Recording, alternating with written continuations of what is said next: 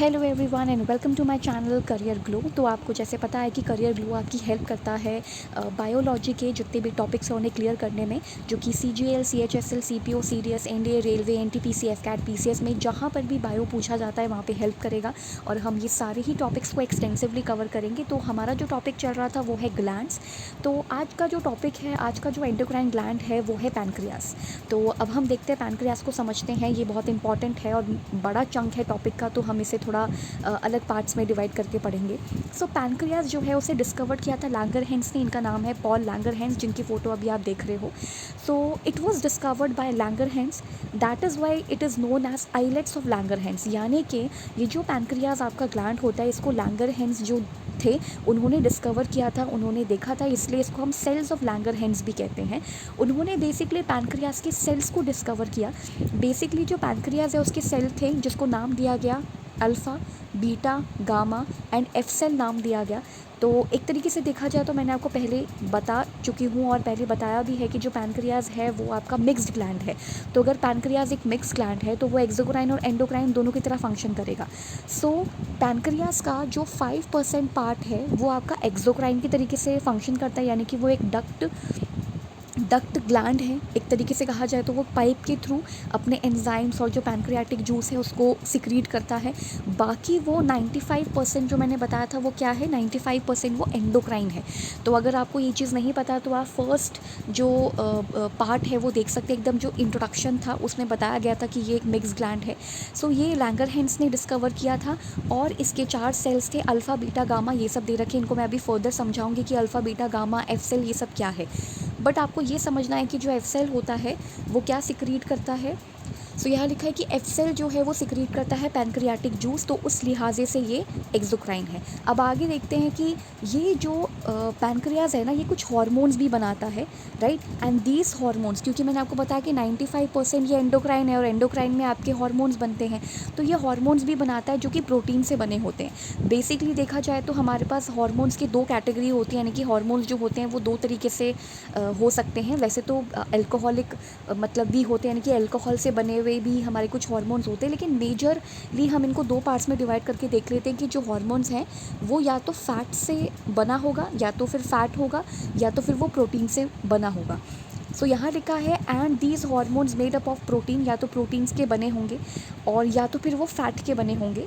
And how to identify fat hormone, जब भी आपको फैट हार्मोन को आइडेंटिफाई करना हो तो आप ये देख लेना कि उसके पीछे स्टीरॉन वर्ड लगा होगा, या स्टेरॉइड, मतलब जैसे कि टेस्टोस्टेरॉन है। तो सेक्सुअल जो ऑर्गन्स के जो हार्मोन्स होते हैं ना वो बेसिकली फ़ैट हार्मोन्स ही होते हैं, मतलब फ़ैट से मिलकर बने होते हैं। तो आप देखना उसके पीछे स्टेरॉन लगा होगा, जैसे प्रोजेस्टेरॉन होगा, प्रोजेस्ट्रॉन हो गया, ठीक है, और टेस्टोस्टेरॉन हो गया। तो ये आगे हम देखेंगे कि कैसे आप आइडेंटिफाई करोगे कि कौन से फ़ैट हार्मोन्स और कौन से प्रोटीन से बने हुए हार्मोन्स हैं। तो ये तीनों जिनकी हमने बात करी ना, लाइक ये जो अल्फ़ा, बीटा, गामा जो है ये, अच्छा यहाँ पे कॉमा छूट गया है तो आप यहाँ पे देख लीजिएगा। जो अल्फ़ा, बीटा, गामा है ये आपके दोनों मतलब ये तीनों जो हैं वो एंडोक्राइन हैं और ये हार्मोन्स निकालते हैं, ये हार्मोन सिक्रीट करते हैं। और ये जितने भी हार्मोन सिक्रीट करेंगे ये प्रोटीन से मिलकर के बने होंगे। अब यहाँ पर देख लेते हैं हम पैनक्रियास। तो देखो ये अल्फ़ा जो है ना, यहाँ पे लिखा हुआ है मैंने अल्फ़ा, तो ये मतलब ये फ़ोटो में आपको अल्फ़ा सेल दिखाई दे रहा होगा। तो जो ये अल्फ़ा सेल है यहाँ ये 20% यहाँ से सिक्रीट होता है हार्मोन। एक हार्मोन सिक्रीट होता है जो हम देखेंगे अभी, जिसे हम कहते हैं ग्लूकागॉन, वो अभी हम देखेंगे। तो अल्फ़ा सेल से 20% सिक्रीट होता है हार्मोन, एक हार्मोन जिसका नाम है ग्लूकागॉन। एंड बीटा सेल से जो कि 80% तक सिक्रीट करता है, मतलब सबसे ज़्यादा अमाउंट में कौन सा सेल है जो लैंगरहैंस ने डिस्कवर किया था वो बीटा सेल है, और यहाँ से 80% हार्मोन निकलता है, एक जिसे हम कहते हैं इंसुलिन हार्मोन, और इसके बारे में भी अभी हम देखेंगे। एंड इसके अलावा जो डेल्टा सेल है या जिसे हम गामा सेल भी कह देते हैं, वो 5% आपका एक हार्मोन सिक्रीट करता है जिसका नाम है सोमैटोस्टेटिन। वो भी हम बाद में देखेंगे, वो तो हम खैर नेक्स्ट क्लास में देखेंगे। आज हम केवल और केवल 2 हार्मोन्स के बारे में पढ़ेंगे, that will be insulin hormone और उसके बाद जो होगा वो ग्लूकागॉन, उन दोनों के फंक्शंस देखेंगे। एंड 5% जो है, जो एफ सेल है, वो आपका एक्सोक्राइन होगा और ये आपका पैनक्रियाटिक जूस वगैरह जो है वो बाहर निकालेगा, वो रिलीज़ करेगा। तो थोड़ा सा रिवाइज़ कर लेते हैं। रिवीजन में बस इतना ही है कि जो पैनक्रियाज़ है, जिसको हम ये पैनक्रियाज़ कह रहे हैं, तो जो पैनक्रियाज़ है उसको डिस्कवर करने वाले इंसान थे लैंगरहैंस, इसलिए पैनक्रियाज़ के जो सेल्स उन्होंने डिस्कवर करे उसे आइलेट्स ऑफ लैंगरहैंस या सेल्स ऑफ लैंगरहैंस भी कह देते हैं। इसके अलावा 4 यहाँ पे सेल्स देखने को मिलते हैं, अल्फ़ा बीटा गामा, और अल्फ़ा बीटा गामा दोनों ही एंडोक्राइन है, यानी कि ये तीनों ही एंडोक्राइन है और तीनों ही हार्मोन्स को सिक्रीट करेंगे। अल्फ़ा सेल जो है यहाँ से 20% निकलेगा, बीटा से 80% एंड गामा से या डेल्टा से 20%, और ये हम अभी देखेंगे क्या से कहाँ से कौन कौन से हार्मोन्स निकलेंगे। एंड जो एफ सेल होता है वो एक्सोक्राइन होता है, वो पैंक्रियाटिक जूस सिक्रीट करेगा। एंड जो ये हार्मोन्स होते हैं ये आपके प्रोटीन से भी बने होते हैं, फैट से भी बने होते हैं। जो फैट हार्मोन्स होते हैं उनको थोड़ा आइडेंटिफाई करना आसान होता है, वो स्टेरॉयड या स्टेरॉन शब्द उनके लास्ट में लगा होगा, और ये सब चीज़ें हम पढ़ चुके हैं। अब देखते हैं कि जो अल्फ़ा सेल है, अल्फ़ा सेल जो है वो 20% एक हार्मोन सिक्रीट करता है, ये जो है 20% हार्मोन सिक्रीट करता है। इसका नाम है ग्लूकागॉन। नाम याद रखना बहुत ज़्यादा इंपॉर्टेंट है, इसे ग्लूकागॉन कहते हैं, शायद आपको दिखाई नहीं दे रहा होगा बट स्पेलिंग है ग्लूकागॉन, राइट। तो ये ग्लूकागॉन है जो आपका अल्फ़ा सेल निकालता है, वो भी कितना परसेंट, 20% निकालता है। अब इसको डिस्कवर किया था बैंटिंग एंड बेस्ट ने, ये तो आपको याद रखना है। जो बीटा सेल है यानी कि ये 80% निकालता है, जिसको हम बीटा सेल कहते हैं, और ये निकालता है आपका इंसुलिन, मतलब इंसुलिन को सिक्रीट करता है। इसको किम्बल एंड मुरलिन ने डिस्कवर किया था। एंड जो गामा सेल या डेल्टा सेल है उसको, उसमें से जो निकलता है वो है सोमैटोस्टेटिन, यहाँ पे लिखा हुआ है सोमैटोस्टेटिन, और ये डिस्कवर किया था ग्रुप ऑफ 14 साइंटिस्ट ने। तो आपको इनके नाम याद करने की बिल्कुल भी ज़रूरत नहीं, क्योंकि लिखा भी ऐसे ही जाता है, ग्रुप ऑफ 14 साइंटिस्ट, राइट। तो ऑल आर प्रोटीन हार्मोन, ये सारे के सारे क्या हैं, ये प्रोटीन हार्मोन हैं, राइट। ये सारे प्रोटीन हार्मोन हैं, और मैंने आपको बताया भी हुआ है, इसमें कहीं पर भी स्टेरॉन शब्द का इस्तेमाल नहीं हुआ है। दैट मीन्स ये फैट हार्मोन तो नहीं है, मतलब ये फैट से तो मिलकर के नहीं बने, ये मेनली प्रोटीन से मिलकर बने। तो जो नेक्स्ट है, इसमें जो एक हार्मोन पढ़ना है वो है आपका सबसे पहला जो बीटा सेल से निकलता है, ये निकलता है बीटा सेल से, जो कि 80% के करीब निकलता है। और ये क्या है, ये आपका इंसुलिन हार्मोन होगा। इसका फंक्शन देखते हैं। तो what is the function of insulin hormone? तो इंसुलिन हार्मोन का फंक्शन है, ये क्या करता है, एक्स्ट्रा, मतलब जो भी आपका एक्स्ट्रा शुगर है, तो एक्स्ट्रा शुगर को कन्वर्ट करता है ये फ़ैट में, राइट। कभी कभी क्या होता है, जैसे कि आपने बहुत ज़्यादा चाय पी ली हो, या फिर आपने एक शुगरी ड्रिंक पी लिया हो, राइट, तो आपके जो वो है ब्लड है उसके अंदर क्या नाम है, शुगर है, उसका इंटेक ज़्यादा ना हो जाए, या ब्लड में शुगर का लेवल ज़्यादा बढ़ ना जाए, इसलिए क्या करता है, ये एक्स्ट्रा शुगर को, जो भी आपके ब्लड में एक्स्ट्रा शुगर है उसको ये फ़ैट में कन्वर्ट कर देता है, यही इसका मेजर फंक्शन है। तो इंसुलिन क्या करता है, कन्वर्ट करता है एक्स्ट्रा शुगर को इनटू फैट में कन्वर्ट कर देगा, सो दैट आपका ब्लड शुगर लेवल जो है वो सही हो जाए। तो क्या क्या होता है, कभी कभी 800 समथिंग कुछ कैलोरीज़ हमें लेनी होती है, या 2400 समथिंग कैलोरीज़ या 1800 समथिंग कैलोरीज़ हमें लेनी होती है, लेकिन हम उसके अलावा कुछ ज़्यादा ही कैलोरीज़ इंटेक कर लेते हैं, जिसकी वजह से वो कार्बोहाइड्रेट्स, जो हम कार्बोहाइड्रेट्स ले रहे हैं वो आपका ग्लूकोज में कन्वर्ट हो जाता है, और धीरे धीरे ये ग्लाइकोजन में कन्वर्ट हो जाता है, जिसको हम ग्लाइकोजेनेसिस कहते हैं। तो जब ये ग्लूकोज जो है अगर हमारे बॉडी में या फिर हमारा जो ब्लड है उसके अंदर ये बहुत ज़्यादा हो जाए, तो ये क्या करेगा, ये जो डायबिटीज़ होती है उसको बढ़ा सकता है, या फिर ये जो मतलब डायबिटीज़ होती है, शुगर जो है उसको बहुत ज़्यादा बढ़ा सकता है।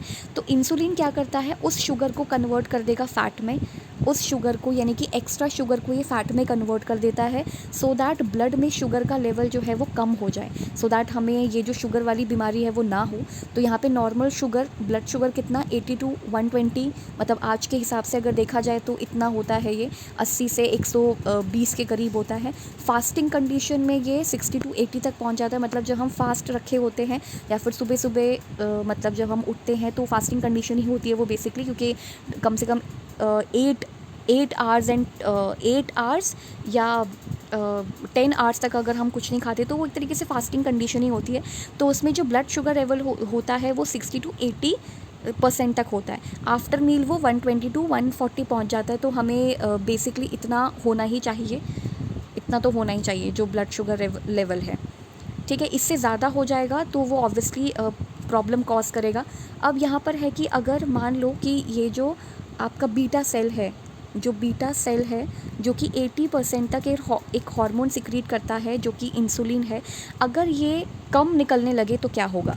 अगर इसका हाइपो सिक्रीशन हो जाए तो फिर क्या होगा? हाइपो सिक्रीशन का मतलब है कम निकलना। तो इन केस अगर इंसुलिन कम निकलेगा तो फिर सीधी सी बात है, इंसुलिन कम होगा तो सिंपल सी बात है कि ये शुगर को, जो भी हमने एक्स्ट्रा शुगर खाया उसको फ़ैट में तो कन्वर्ट नहीं करेगा। अगर फ़ैट में कन्वर्ट नहीं करेगा तो ब्लड में जो शुगर का लेवल है उसको ये इंक्रीज़ कर देगा, जिसकी वजह से हमें काफ़ी सारी प्रॉब्लम्स हो जाएंगी। तो ये उसी की तरफ बता रहा है कि अगर हाइपोसिक्रीशन हो जाए तो क्या होगा। सो हाइपोसिक्रीशन हो जाए तो डायबिटीज़ मेलाइटस हो सकता है।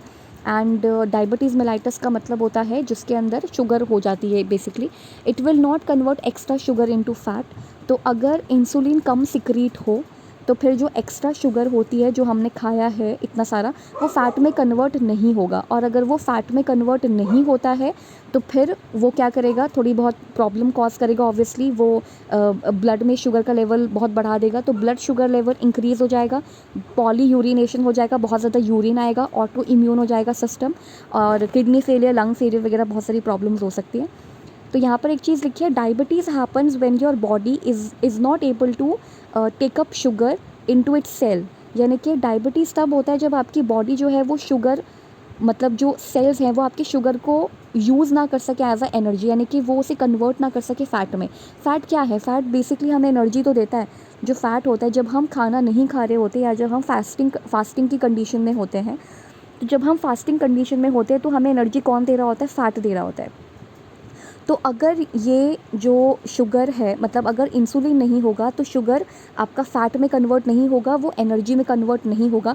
This results in buildup of extra sugar. तो आपका एक्स्ट्रा शुगर जो है वो ब्लड स्ट्रीम में जम जाएगा या इसमें इकट्ठा होने लगेगा, डिपॉजिट हो जाएगा, तो उससे काफ़ी सारी प्रॉब्लम्स होंगी। तो इसलिए इंसुलिन का निकलना अच्छे अमाउंट में वो एक बहुत ज़्यादा इंपॉर्टेंट चीज़ है। और अगर हाइपोसिक्रीशन होगा तो हमें बहुत ज़्यादा प्रॉब्लम्स हो सकती हैं, राइट। तो यही चीज़ लिखी हुई है यहाँ पे कि वो फ़ैट में कन्वर्ट नहीं होगा और फिर वो ब्लड शुगर लेवल में जो, मतलब जो ब्लड में शुगर के लेवल को बहुत ज़्यादा इंक्रीज़ कर देगा। तो ये एक चीज़ थी इसमें। इसके अलावा है हाँ, और अगर मान लीजिए अगर ये हाइपर सिक्रीट हो जाए तो, अगर हाइपर सिक्रीशन हो जाए तो क्या होगा। यहाँ पर मैं लिख नहीं पा रही हूँ बट आप लोग इसको समझ जाना कि अगर क्योंकि हमने पढ़ा हाइपोसिक्रीशन, हम हमेशा यही करते हैं कि जो ग्लैंड्स है उसमें से कौन से हार्मोन्स निकल रहे हैं, उसके कम सिक्रीट होने से क्या होगा, उसके ज़्यादा सिक्रीट होने से क्या होगा, हम यही चीज़ को देखते हैं। तो सीधी सी बात है कि नेक्स्ट जो टॉपिक होगा that will be hyper secretion. तो अगर हाइपर सिक्रीशन हो जाए, अगर बहुत ज़्यादा आपका जो इंसुलिन है वो निकलने लगे तो क्या होगा। सीधी सी बात है, अगर बहुत ज़्यादा इंसुलिन निकले तो ये सारे ही शुगर को आपके फ़ैट में कन्वर्ट कर देगा। और अगर सारे ही शुगर को इसने फ़ैट में कन्वर्ट कर दिया तो फिर सीधी सी बात है आपके ब्लड में थोड़ा सा भी ग्लूकोज नहीं रहेगा और आपको हो जाएगी हाइपरग्लाइसीमिया, यानी कि बहुत ज़्यादा ग्लूकोज़ की कमी हो जाएगी। नो ग्लूकोज इन ब्लड में कोई ग्लूकोज नहीं होगा एंड आप फेंट हो जाओगे, मतलब आप जो है वो चक्कर खा के गिर सकते हैं। आपको याद होगा कि स्कूल में होता था ना, प्रेयर होती थी और कैसे सन की धूप इतनी ज़्यादा पड़ती थी और बच्चे जो हैं वो गिर जाते थे। तो वो इसलिए गिर जाते थे क्योंकि उनके बॉडी में हो सकता है कि कुछ खाना ना हो, मतलब उन्होंने कुछ खाया ना हो, इस वजह से भी सारी चीज़ें हो सकती हैं। सो हाइपरग्लाइसीमिया का मतलब होता है कि जब आपके ब्लड में ग्लूकोज जो है वो बहुत ज़्यादा कम हो जाए और फेंटिंग कंडीशन हो जाती है हमारी, तो हमें क्या करना पड़ेगा, तो हमें अपने खाने पीने में थोड़ा सा ध्यान रखना पड़ेगा। प्लस यहाँ पे लिखा है इंसुलिन के फॉर्मेशन के लिए, ऑब्वियसली क्योंकि इंसुलिन की कमी हो रही है तभी तो इंसुलिन जो है वो शुगर को मतलब इंसुलिन की कमी हो रही है तभी इंसुलिन ने शुगर को, एक्स्ट्रा शुगर को फ़ैट में कन्वर्ट नहीं करा। और अगर उसने नहीं करा तो भी प्रॉब्लम्स है, और अगर उसने बहुत ही ज़्यादा अमाउंट में कर दिया तो सारा ही ब्लड का शुगर हटा दिया, तो ज़्यादा भी नहीं होना चाहिए, कम भी नहीं होना चाहिए, एक मिनिमम अमाउंट का रहना चाहिए, मतलब नॉर्मल अमाउंट का रहना चाहिए। तो उसके लिए for insulin formation we need minerals like zinc. हमें जिंक खाना चाहिए क्योंकि इससे क्या होता है ना, वूंड हील हो जाते हैं, मतलब जो हमारे घाव होते हैं ना वो भर जाते हैं जल्दी। और जो डायबिटिक पेशेंट होते हैं, जो शुगर वाले पेशेंट होते हैं ना, उनके जो वूंड होते हैं वो जल्दी हील नहीं होते, उनको चोट लग जाती है तो बहुत टाइम तक हील ही नहीं होती। तो इसलिए हमें जिंक जैसे पदार्थ जो होते हैं, जिंक जिसके अंदर ज़्यादा से ज़्यादा है, लाइक जैसे कि हाइड्रेटेड फ्रूट्स होते हैं ना, जैसे वाटरमेलन हो गया और जो पानी वाले फ्रूट्स होते हैं, आपको वो खाने चाहिए सो दैट जिंक का फॉर्मेशन आपकी बॉडी में हो जिससे कि इंसुलिन बन जाए। तो आपको ये सब चीज़ें खानी चाहिए। यहाँ पे लिखा है, ये देखो इंसुलिन। इंसुलिन ऐसा भी मिल सकता है जिसको खाने से इंसुलिन नहीं मिल रहा है, वो सीधी सी बात है ऐसे ही आर्टिफिशियल तरीके से ही इंसुलिन को लेगा। तो जिंक रिच फूड्स कौन कौन से हैं? ओटमील है, रेड मीट है, बीन्स है। रेड मीट ज़्यादा खाना भी नहीं चाहिए वैसे। पम्पकिन सीड्स हैं, मशरूम्स है, और ये बहुत सारी चीज़ें मैंने यहाँ पे लगाई हैं। वाटरमेलन सबसे इंपॉर्टेंट है, ये हाइड्रेटेड फ्रूट है, तो आपको ये खाना चाहिए। तो चलो हम पढ़ते हैं स्प्रेडिंग डायबिटीज़। इसमें क्या है कि डायबिटीज़ एक इलनेस है that your blood sugar level rises, जिसमें आपका ब्लड शुगर लेवल जो है वो बहुत बढ़ जाता है, so high that your pancreas is unable to produce enough insulin. मतलब आपका ब्लड शुगर लेवल इतना बढ़ जाएगा कि पैंक्रियाज के पास इतना इंसुलिन ही नहीं होगा कि वो इंसुलिन को इतना सिक्रीट करे कि आपका जो आपने जितना ज़्यादा आपने शुगर खाया है उसको फैट में कन्वर्ट कर दे।